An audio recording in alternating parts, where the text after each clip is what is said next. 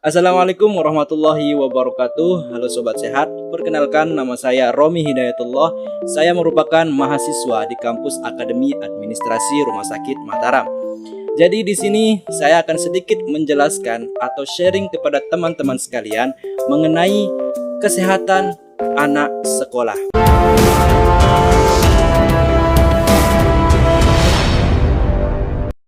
Kelompok usia sekolah dan remaja merupakan anak usia dari 6 tahun sampai 18 tahun yang memiliki karakteristik yang berbeda-beda di setiap tahapan perkembangannya. Berdasarkan proyeksi penduduk Indonesia, saat ini kelompok usia sekolah dan remaja adalah sekitar 23% dari penduduk atau sekitar 62 juta jiwa. Besarnya populasi kelompok usia anak sekolah dan remaja dapat dimaknai sebagai aset dan potensi besar untuk bangsa di masa depan. Namun demikian, untuk dapat mewujudkan harapan tersebut, negara dan masyarakat harus dapat menjamin agar anak usia sekolah dan remaja Indonesia mampu tumbuh dan berkembang secara positif dan terbebas dari berbagai macam penyakit atau permasalahan kesehatan, terutama di masalah jajanan anak-anak sekolah pada saat zaman sekarang. Sebelum saya melanjutkan video ini, saya akan menampilkan sebuah cuplikan bagaimana seorang anak sekolah itu salah dalam memilih jajanannya. Ini dia. Oke anak-anak, mungkin ini saja yang bisa Bapak sampaikan.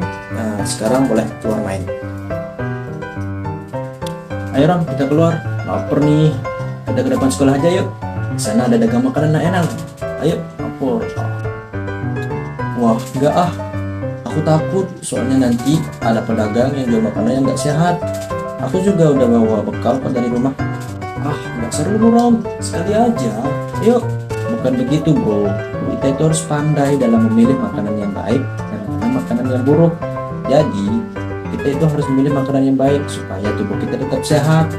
Dan terkadang banyak sekali pedagang-pedagang di depan sekolah itu menjual makanan-makanan yang tidak baik karena kebanyakan makanannya itu mengandung zat-zat yang berbahaya. Jadi hati-hati loh. Ya udahlah kalau gitu, gue pergi sendiri aja. Bye. Cilok. Oh, ada dagang cilok tuh. Bang, ciloknya dong.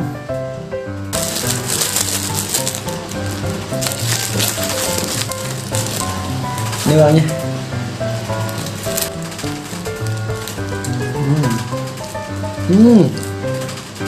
Tidaknya. Aduh, kok perutku sakit sekali ya? Apa gara-gara makanan yang di depan tadi? Masa sih? Sakit sekali. Aku UKS dulu lah. Si Dayat kenapa tuh kesakitan kayak gitu? Itulah akibatnya kalau kasih tahu ngeyel aja. Mampus. Dari video yang tadi, kita dapat mengambil hikmah atau pembelajaran bahwasannya meski berdasarkan survei 18% anak sekolah itu membawa bekal dari rumah, akan tetapi faktanya 60% orang tua itu masih memberikan uang jajan kepada anak-anaknya. Alhasil, meski makanan rumah bisa dijamin bersih dan menyehatkan, tetapi anak-anak itu masih rentan untuk membeli jajanan di sekolahnya masing-masing. Dan yang seperti kita ketahui, tidak semua makanan-makanan yang ada di sekitar kita itu sehat dan aman dari sebuah bakteri atau penyakit. Banyak sekali makanan-makanan yang ada di sekolah terutamanya itu mengandung zat-zat yang berbahaya. Sebagian besar dari anak-anak sekolah itu cenderung dan tertarik karena bentuknya yang beraneka ragam, seperti permen-permenan, jelly, jajan-jajanan ringan, es cendol, dan lain sebagainya.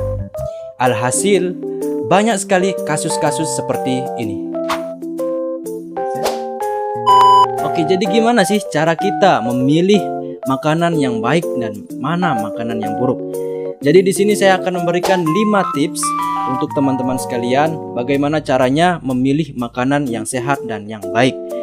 Jadi yang pertama itu kita harus mengetahui bagaimana kesehatan atau kebersihan dari makanan itu sendiri. Yang kedua, hindari makanan-makanan yang warnanya sangat mencolok. Itu sangat tidak lazim karena makanan tersebut mengandung zat perwarna yang sangat berbahaya. Itu sangat mengganggu kesehatan kita sebagai anak-anak. Kemudian yang ketiga itu kita harus memperhatikan bungkus makanannya. Jadi kita tidak semena-mena dalam memilih makanan yang bungkusnya itu bebas. Kita itu harus mencari bungkus-bungkus yang memang dikhususkan untuk membungkus makanan. Jadi apabila kita menemukan suatu makanan yang bungkusnya itu terdiri dari koran bekas ataupun kertas yang sudah dipakai, itu sangat tidak sehat bagi kesehatan kita. Kemudian yang keempat, jangan tergiur dengan harganya yang murah. Kemudian yang terakhir atau yang kelima, itu kita harus memperhatikan kebersihan dari penjualnya sendiri. Jadi semakin bersih tempat penjualannya, maka semakin layak jajanan atau makanan tersebut untuk dikonsumsi. Nah, sobat sehat, jadi itulah 5 tips bagaimana cara kita memilih makanan yang baik dan mana makanan yang buruk. Jadi saran dari saya untuk teman-teman sekalian, terutama yang masih sekolah, itu harus pandai dalam memilih makanan. Karena tidak semua makanan itu baik. Ada juga makanan yang sangat berbahaya bagi kesehatan kita.